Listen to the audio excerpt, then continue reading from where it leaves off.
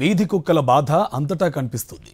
ఉమ్మడి వరంగల్ జిల్లాలో పల్లె పట్నం అని తేడా లేకుండా అన్ని చోట్ల ప్రజల్ని భయభ్రాంతులు గురిచేస్తున్నాయి.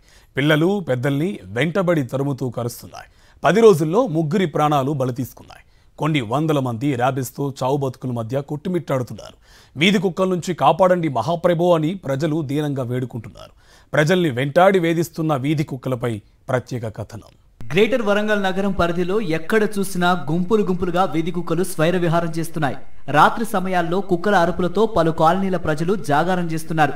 రోడ్లపై నడవాలంటేనే భయపడే పరిస్థితులు ఏర్పడ్డాయి. 5 ఏళ్లుగా వరంగల్ ట్రై సిటీస్ లో వీధి కుక్కల సమస్య తీవ్ర రూపం దాల్చుతోంది. ఇటీవల చింతల్ ప్రాంతంలో ఒకే రోజు 18 మందిపై వీధి కుక్కలు దాడి చేసినా పట్టించుకున్న నాదుడే లేడనే విమర్శ వినిపిస్తోంది. కుక్కల నుంచి తమను కాపాడమని నగర ప్రజలు కార్పొరేషన్ అధికారులను వేడుకుంటున్నారు. రోజు ఆసుపత్రుల చుట్టూ తిరిగి ఇంజెక్షన్లు వేయించుకుంటున్నారు. చింతల్ బ్రిడ్జి దగ్గర కుక్కలు బాగున్నాయండి. ఆ కుక్కలు పోతుంటే మనుషులను కరుతున్నాయి, పిల్లలను పెద్దలను అందరినీ కరుస్తూ ఉన్నాయి. కరిసి ఇక మళ్ళీ హాస్పిటల్కి వచ్చినాం సార్. ఇప్పుడే ఇంజక్షన్లు తీసుకుంటున్నాం. ఆ కుక్కలన్నీ ఎగబడుతున్నాయి. చింతల్ బ్రిడ్జి మైసమ్మ గుడి దగ్గర నుండి ఆ బ్రిడ్జి వరకు ఇండ్లలో కూడా కుక్కలు. ఉమ్మడి జిల్లా నలుమూలల నుంచి కుక్కకాటు కేసులు ఎంజీఎంతో పాటు సంబంధిత పిహెచ్సిలకు రోజు వందల సంఖ్యలో వస్తున్నాయి. కుక్కలు ఇంత ప్రమాదకరంగా మారుతున్నా అధికారులు ముందస్తు చర్యలు తీసుకోవడం లేదనే విమర్శలు వినిపిస్తున్నాయి. కొందరికి సరైన సమయానికి యాంటీ రేబీస్ ఇంజెక్షన్లు అందక మరణిస్తున్నట్లు తెలుస్తోంది. ప్రధానంగా స్కూళ్లకు వెళ్లే పిల్లలు తల్లులు కుక్కకాటుకు గురవుతున్నారు.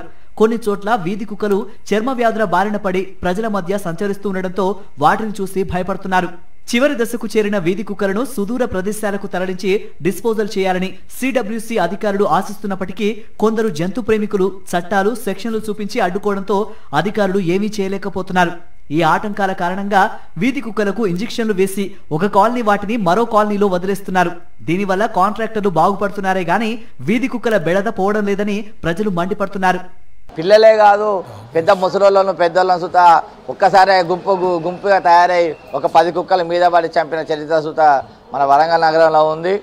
ఏదేమైనా ఈ కుక్కలు పడుతున్నామని చెప్పని మున్సిపాలిటీ వాళ్ళు స్టేట్మెంట్ ఇస్తున్నారు. కానీ ఈ వాడగా పట్టిన కుక్కలను చూస్తే మళ్ళీ తెల్లారిపోయి ఆ పక్క వాడకో లేదా అదే ఇంకెక్కడన్నా ఉంటుంది. కానీ వాటిని చంపి పారేసే చరిత్ర మాత్రం వరంగల్ నగరం లేదు.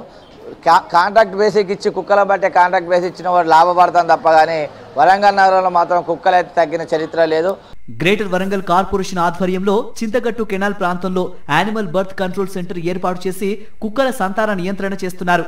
కుక్కలను పట్టుకుని కుటుంబ నియంత్రణ ఆపరేషన్లు చేసినా 2 ఏళ్లలో కొన్ని మరణించగా మరో 10,000 వృద్ధి చెందినట్టు తెలిసింది. రోజుకు 25 కుక్కలకు సంతాన వృద్ధి నిరోధక ఆపరేషన్లు చేస్తున్నారు. 8 ఏళ్ల కాలంలో సుమారు 25,000 వీధి కుక్కలకు కుటుంబ నియంత్రణ ఆపరేషన్లు చేసినట్టు అధికారులు వెల్లడించారు. అయితే పెరుగుతున్న కుక్కల సంఖ్య ప్రజల్ని భయపెడుతున్నాయి. కుక్కలను నియంత్రించి తమను తమ పిల్లల్ని కాపాడమని ప్రజలు కోరుతున్నారు.